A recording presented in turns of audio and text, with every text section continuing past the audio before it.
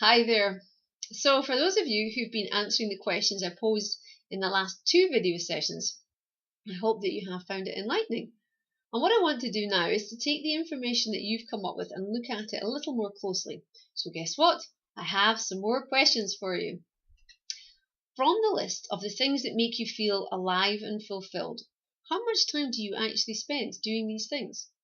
Write down exactly the number of hours on average that you spend each week doing those things. Now, the next question can be done pretty much in conjunction with this previous one. It is from the list of things that drain you of life. How much time do you spend doing those things? And when you see the balance between those lists, hopefully it's going to be really eye-opening. For example, if the bulk of your time is spent doing the things that drain you of life, then it's going to be no surprise if you're not feeling very fulfilled or in your element. Unfortunately, all of us do have to do some of those tasks that are not particularly thrilling, like administration or cleaning or dealing with difficult customers. Not all of these things are unavoidable, unfortunately, and yet to a certain extent they can be good character building things. But if your list of things which brings you joy has only a few hours beside it, then you definitely need to be considering making some changes.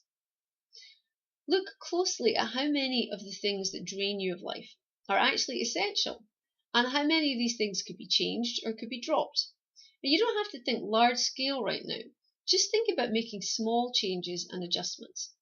Sometimes the problem with thinking about the big grand plan is that it remains just that, a plan that never gets put into action. Small changes are manageable and they can move you in the right direction, so think about exactly how you can make some small adjustments.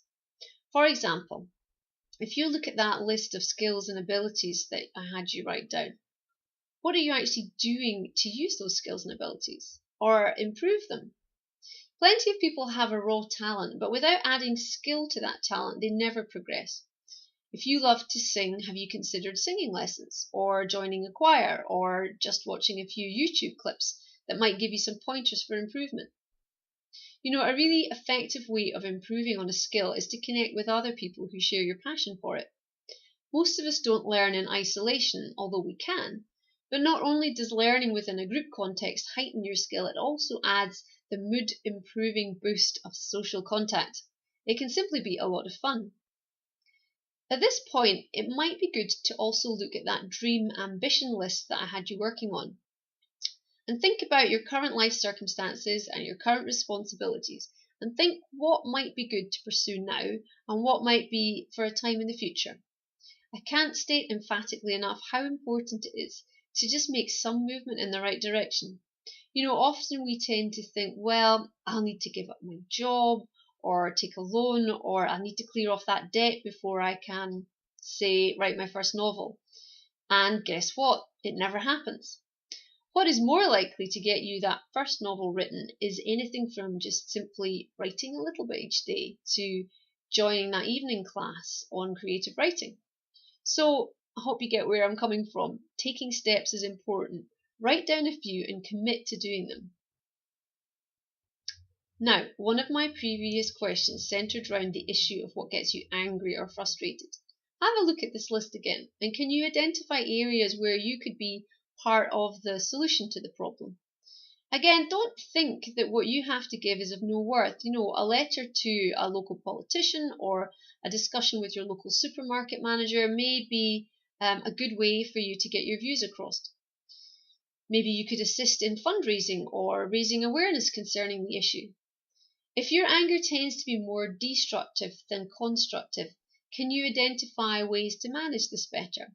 If you've trampled on toes, maybe you need to apologize and think of some new ways to get your point across. Just some things to ponder. And finally, from your list of what hinders you, are you able to identify ways of moving past those hindrances? Sometimes it's just about being courageous and taking a step to do something new. If you want to get fit, but you're too fearful of joining a class by yourself, maybe you could get a friend to go with you. If it's in the area of finances that your hindrances come, go and talk to somebody who's good in that area and see if you can put a manageable plan in place to deal with your debt or your monthly budget.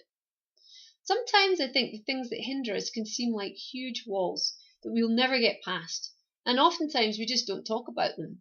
And we allow those things to drag us lower and lower. Solutions often become more apparent when we actually talk through things with someone else. So maybe you just need to get a trusted friend or a mentor with whom you can talk. And often the act of opening up makes the obstacle seem smaller as our perspective of it does change. Well, I hope that some of these thoughts have been helpful. And if it feels too daunting to try and deal with everything that I've mentioned, then I just want you to grab onto one thing and look at making changes in that area.